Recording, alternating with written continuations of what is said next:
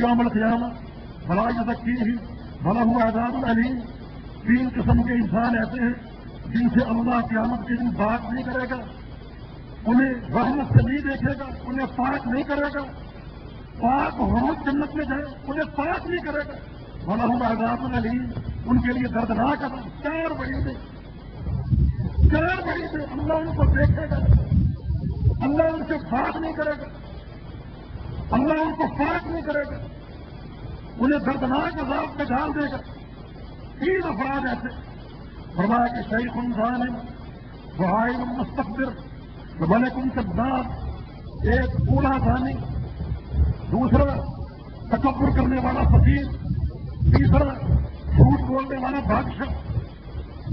یہ 3 گناہ کہتے ہیں. ان کی اتنی بھیانک سزا کیوں؟ بوڑھا ظالم, ایک حدیث میں اشیمت کے الفاظ ہے. اشیمت ظالم, اشیمت عصمت کی تفسیر ہے. عصمت اس انسان کو بولتے ہیں جس کے سر کے سیاہ بالوں میں کچھ سفید بال آ گئے. 2 4 6 8 10 سفید بال آ گئے. اس کے بعد بھی وہ گناہ کرتا ہے تو اللہ تعالیٰ قیامت کے دن نہیں دیکھے گا اسے, اس سے بات نہیں کرے گا, اسے پاک نہیں کرے گا, اسے دردناک عذاب میں ڈال دے گا. اتنی بھیانک سزا ہے. بھائی بوڑھا انسان اگر زنا کرتا ہے جو کہ اس کی عمر سے میل نہیں کھاتا, جس کے آزاد معطل ہو چکے, بوڑھا ہو چکا اور ٹانگیں قبر میں لٹک رہی, اس کے باوجود وہی احساسات, وہی گناہ. اس کا معنی یہ ہے کہ یہ گناہ اس کی فطرت میں آ گئی کہ بڑھاپے کے باوجود اور آج پوتوں اور نواسوں کا ہو جانے کے باوجود وہ اس گناہ پر حریص ہے, اللہ کا خوف نہیں آتا. اس کا معنی کہ یہ گناہ اس کی عادت, اس کی فطرت بن چکے. اس لیے اتنی بھیانک سزا. تکبر کرنے والا فقیر, تمہارا کام مانگنا, بھیک مانگنا, تمہارا تکبر کرنا, تمہارے فعل سے کوئی میل نہیں کھاتا. تمہیں متوازن ہونا چاہیے اور لوگوں سے سوال کرنا چاہیے. فقیر اگر متکبر ہے جو اس کے پیشے سے میل نہیں کھاتا تو اس کا معنی ہے کہ یہ تکبر اس کی فطرت ہے اور اس کی عادت بن چکا. اس طرح بادشاہ کا جھوٹ بولنا, بھائی تو کیوں جھوٹ بول رہا, تجھے کیا مجبوری, کس چیز کا کھو, تیرے پاس فوج, سپاہ, اسلحہ, قانون, مال, بیت المال, ہر چیز تیرے پاس ہے.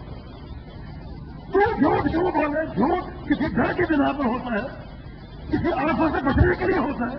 تو بادشاہ اور قوم کا سربراہ اور قوم کا حاکم, تو جھوٹ کیوں بولے؟ تیرے منصب سے جھوٹ بولنا میل نہیں کھاتا. یہ گناہ خطرہ بن چکے.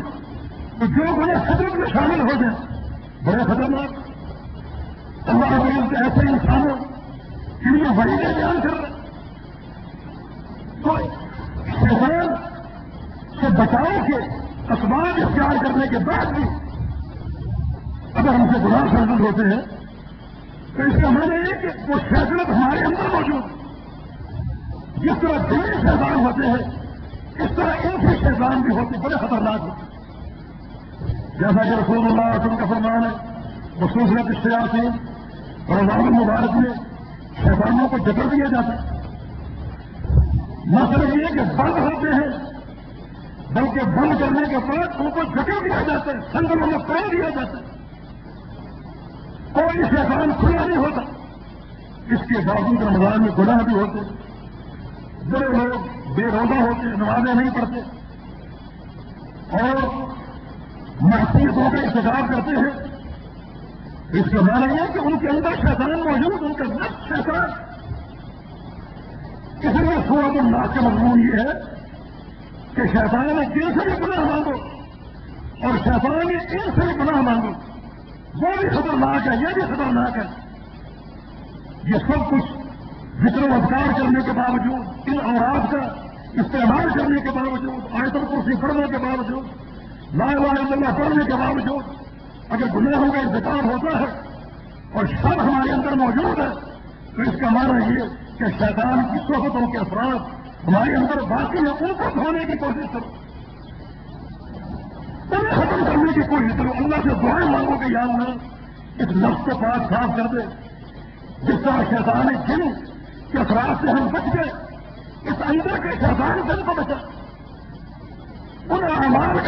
کرو، ان اعمال کو استعمال کرو جو اعمال انسان کے نفس کے تلفیہ کا باعث بنتے، قرآن کے ساتھ تعلق ہو، احادیث کے ساتھ تعلق ہو، جناب محمد رسول اللہ صلی اللہ علیہ وسلم نے امت کا تلفیہ کیا، ان دو فروغ کی بنیاد پر جو علمکم الکتاب والحکمہ یزکیکم کہ تم کو قرآن کی تعلیم دیتا ہے اور حدیث کی تعلیم دیتا ہے اور قرآن و حدیث کے ذریعے تمہارا تزکیہ کرتا ہے، اس طرح کے دل پاک صاف ہو جاتے ہیں اور وہ اثرات ختم ہو جاتے ہیں۔ تو یہ عرض کر رہا ہوں کہ قرآن پاک کی تلاوت ایک بڑا سہارا ہے، شیطان کے شر سے بچاؤ سے اس تلاوت کی آزاد ہو، پاکیزہ رہے، باوضو رہے، باوضو رہنا بھی شیطان کے شر سے بچاؤ کا ایک وسیلہ ہے۔ پیغمبر علیہ السلام کے حدیث موجود، قرآن کی تلاوت کے دوران اگر سجدہ آ جائے فوراً سجدہ کر لے۔ صحیح مسلم کے حدیث ہے، رسول اللہ صلی اللہ علیہ وسلم کا فرمان ہے، اذا قرب ابن آدم السجدۃ، اذا قرب ابن آدم السجدۃ فسجد، ابن آدم جب کوئی سجدہ کی آیت کرتا ہے اور سجدے میں فوراً گر جاتا ہے اور سجدہ کر لیتا ہے تو ایک اگر شیطان جب کی شیطان الگ ہو کر رونے بیٹھ جاتا، رونا شروع کر دیتے اور یہ کہتا ہے کہ یا بھائی نہ ہو میرا بھی سجود فسجد فلاح الجنۃ وامرت بالسجود فعصیت فلی النار۔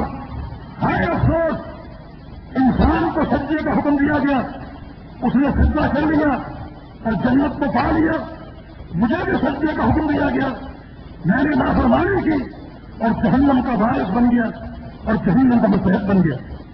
تو فوراً سجدہ کر لو، سجدے کو مؤخر نہ کرو۔ ایک شخص کو میں نے دیکھا کھڑا ہو رہا اور سجدہ کر رہا ہے، پھر کھڑا ہو رہا اور سجدہ کر رہا ہے، پھر کھڑا ہو رہا اور سجدہ کر رہا ہے۔ میں نے پوچھا کہ کیا فیل؟ کہا یہ تلاوت قرآن کے سجدے میں نے سب نوٹ کر لیے اور اب میری تلاوت ختم ہو گئی تو ختم کے بعد میں نے 14 سجدے کی۔ یہ ناجائز ہے، سجدہ فوراً کرنا چاہیے۔ محمد رسول اللہ صلی اللہ علیہ وسلم اگر جماعت کرا رہے ہو تو دونوں کو سجدہ آ جاتا، اپنے قیام کو توڑ سجدہ کی حالت آ جائے، جس قدر چھپ سکے چھپ گئے اور سجدہ کر لیں۔ یہ بھی شیطان کی شر سے بچاؤ کا ایک طریقہ ہے۔ شیطان ہوتا ہے آہ بتا کرتا ہے کہ ابن آدم کو سجدے کا حکم دیا گیا، اس نے سجدہ کر لیا اور جنت کا مستحق بن گیا، مجھے حکم دیا تھا، میں نے نافرمانی کی، انکار کر دیا اور جہنم کا مستحق بن گیا۔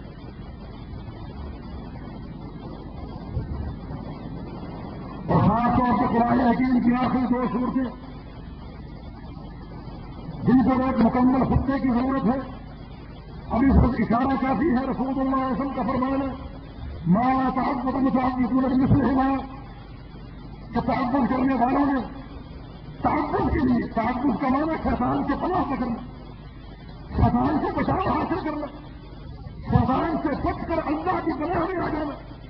فرمایا کہ تعبد کرنے والوں نے تعبد کے لیے اس سے بہتر اور کوئی صورت نہیں پائی۔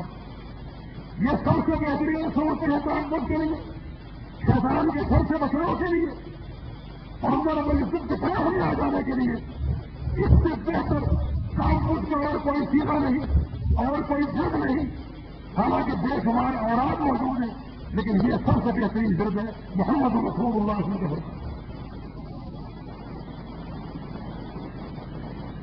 شیطان جو انسانوں کا وار کرتا ہے ان میں سے ایک جس راہ پر وہ چلتا ہے بناتا ہے، جس راہ پر وہ انتظار کرتا ہے وہ یہ ہے کہ بندہ کسی تکلیف میں آئے، کسی دکھ اور مصیبت میں آئے، دکھ اور مصیبت کے موقع پر بڑے پار کرتا ہے اور اس کو شریعت کے راستے سے دور کرتا ہے۔ کسی کا انتقال ہو جائے، کوئی اور نقصان ہو جائے، کوئی دکھ آ جائے، کوئی مصیبت آ جائے، کاروبار میں گھاٹا پڑ جائے، یہ موقع وہ استعمال کرتے ہیں ابن آدم کو اور گمراہ کرنے کے، بڑے ایسے کام کرواتے ہیں شریعت کے منافی ہوتے۔ حالانکہ ایسے موقع پر استقامت کی ضرورت ہے، ایسے موقع پر استقامت چاہیے رسول اللہ صلی اللہ علیہ وسلم کا فرمان ہے کہ ابن آدم کتنا خوشی آدم علی المؤمن ان امره كله خير ان اصابت الخير شكر وذلك خير له وان اصابت الضر صبر وذلك خير له. مومن کا معاملہ کتنا لگے اس پر ہر معاملہ خیر ہی خیر. اسے خوشی پہنچے تو شکر کرتا اور یہ اس کے لیے بہتر. غم پہنچے تو صبر کرتے یہ بھی اس کے لیے بہتر. وَإِنَّ أَمْرَهُ كُلَّهُ خَيْرٌ. ابن آدم کا تو ہر معاملہ خیر ہی خیر. وہ تو ہر معاملے میں خیر کا پہلو نکال لیتا ہے. شریعت کی رہنمائی موجود ہے لیکن خاص طور پہ سر کے موقع پر دکھ اور تکلیف کے موقع پر شیطان پوری کوشش کرتا بندے کو گمراہ کرنے کی, اس کو منہج مستقیم سے ہٹانے کی, اس پر بار کرتے اس کے عقیدے پر اس کے عمل پر. ایک بات یہ بھی ہے رسول اللہ صلی اللہ علیہ وسلم کا فرمان ہے ابن آدم کو اگر کوئی دکھ پہنچے ان اصابہ امر کوئی تکلیف پہنچ جائے کوئی مصیبت پہنچ جائے